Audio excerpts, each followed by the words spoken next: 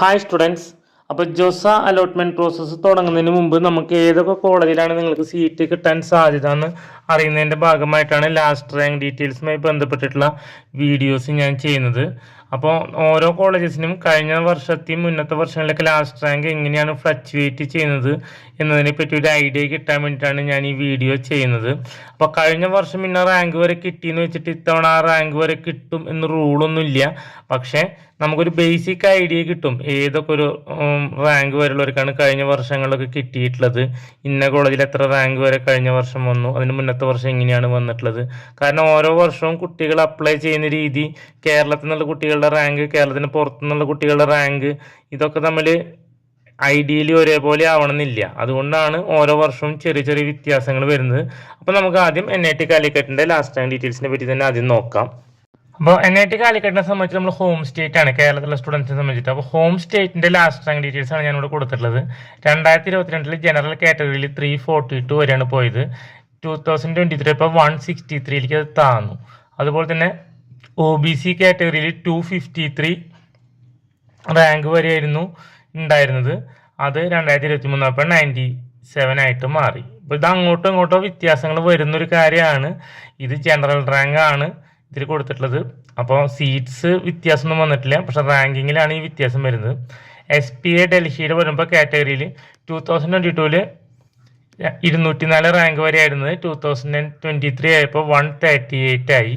അതുപോലെ തന്നെ OBC കാറ്റഗറിയിൽ 246 ആയിരുന്നു 2022, അത് 186 ആയിട്ട് ബാക്കിലോട്ട് വന്നു. അപ്പോൾ ഇത് ആർക്കിടെക്ചറിന്റെ ട്രെൻഡ് ഇത്തരം ടോപ്പ് ഇൻസ്റ്റിറ്റ്യൂഷനിൽ ലീഡിംഗ് ആയിട്ട് നിൽക്കുന്നു എന്നാണ് ഇതിൽ നിന്ന് നമ്മൾ മനസ്സിലാക്കേണ്ടത്. അപ്പോൾ അടുത്തത് SPA ഭോപ്പാലിലേക്ക് കടക്കുന്നു. SPA ഭോപ്പാലിൽ ഓപ്പൺ കാറ്റഗറിയിൽ 429 ആയിരുന്നു 2022, 2023 345 ആയി. OBC കാറ്റഗറിയിൽ 423 ആയിരുന്നു 2022 ആയിരുന്നത് റാങ്ക്, 2023 ആയപ്പോൾ 293 ആയി. അപ്പോൾ ഇതൊക്കെയാണ് ലീഡിംഗ് ആയിട്ട് വരുന്ന SPA ഡൽഹി കഴിഞ്ഞു. ഇനിയിപ്പോൾ SPA ഭോപ്പാൽ കഴിഞ്ഞു. അടുത്തത് സൗത്ത് ഇന്ത്യയിലത്തെ SPA എന്ന രീതിയിൽ SPA വിജയവാഡ. SPA വിജയവാഡയിൽ 2022 581 ആണ് ലാസ്റ്റ് റാങ്ക് ആയിട്ട് വന്നിട്ടുണ്ടായിരുന്നത്. അത് 2023 ആയപ്പോൾ 461 ആയി. അതുപോലെ തന്നെ OBC കാറ്റഗറിയിൽ 345 ആയിരുന്നു 2022, 2023 ആയപ്പോൾ 312 ആണ് ലാസ്റ്റ് റാങ്ക് ആയിട്ട് അവസാനിച്ചത്. ഇനി നമുക്ക് ബാക്കിയുള്ളത് NITs ആണ്. അപ്പോൾ സൗത്ത് ഇന്ത്യൻ തുടങ്ങുകയാണെങ്കിൽ NIT ട്രിച്ചി കാറ്റഗറിയിൽ ഓപ്പൺ കാറ്റഗറിയിൽ 2022 248 ആയിരുന്നു, അത് 2023 ആയപ്പോൾ 260 ആയി. കുറച്ച് മുന്നിലോട്ടാണ് പോയിട്ടത്. OBC 246 ആയിരുന്നത് 127 ആയി, അതാണെങ്കിൽ ബാക്കിലേക്കും വന്നു. അപ്പോൾ ഓപ്പൺ കാറ്റഗറിയിലാണ് ചെറിയൊരു റാങ്ക്, ചെറിയൊരു ഫ്ലക്ച്വേഷൻ മുകളിലോട്ട് വന്നിട്ടുള്ളത് NIT ട്രിച്ചിയുടെ കാര്യം എടുക്കുമ്പോൾ. അടുത്ത കോളേജായിട്ട് ഞാൻ എടുത്തിട്ടുള്ളത് MNIT ഭോപ്പാലാണ്. MNIT ഭോപ്പാലിൽ ഓപ്പൺ കാറ്റഗറിയിൽ 941 ആണ് 2022 റാങ്ക് വന്നിട്ടുള്ളത്, 2023 ആയപ്പോൾ 905 അതിലെത്തി. അതുപോലെ തന്നെ OBCയിൽ 547 ആയിരുന്നു 2022, 2023 ആയപ്പോൾ 410 ആണ് MNIT ഭോപ്പാലിലെ ലാസ്റ്റ് റാങ്ക് ഡീറ്റെയിൽസ് ആയിട്ട് വരുന്നത്. അപ്പോൾ ഇത് ഓരോ വർഷവും ഫ്രണ്ടിലോട്ടോ ബാക്കിലോട്ടോ ചെറിയ രീതിയിൽ വ്യത്യാസങ്ങൾ വരുന്നുണ്ടെന്നുള്ളൊരു കാര്യം നിങ്ങൾക്കൊരു ബേസിക് ഐഡിയ കിട്ടിക്കാണും. അടുത്ത കോളേജായിട്ട് ഞാൻ എടുത്തിട്ടുള്ളത് MNIT ജയ്പൂരാണ്. ഓപ്പൺ കാറ്റഗറിയിൽ 732 ആയിരുന്നു 2022, അത് 2023 ഇപ്പോൾ 565 ആയി. OBC കാറ്റഗറിയിൽ 448 ആയിരുന്നത് 386 ആയി. അപ്പോൾ ഈ ബാക്കിലേക്ക് വരുന്ന ഒരു ട്രെൻഡ് കൂടുതൽ കോളേജിൽ കാണിക്കുന്നത് ആ കോളേജിൻ്റെ ക്വാളിറ്റി ഓരോ വർഷം കഴിയുന്തോറും മുന്നോട്ട് വരുന്നുണ്ട് എന്നുള്ളതാണ് മനസ്സിലാക്കേണ്ടത്. അപ്പോൾ കൂടുതൽ കുട്ടികൾ അത് ഓപ്റ്റ് ചെയ്യുന്നു.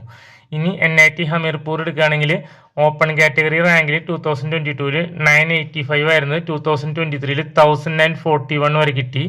OBC കാറ്റഗറിയിൽ 584 ആയിരുന്നു 2022, 2023 ആയപ്പോൾ 577 ആണ് OBC കാറ്റഗറിയിലത്തെ ലാസ്റ്റ് റാങ്ക് ആയിട്ട് വന്നിട്ടുള്ളത്. അടുത്തത് NIT റൂർക്കേല.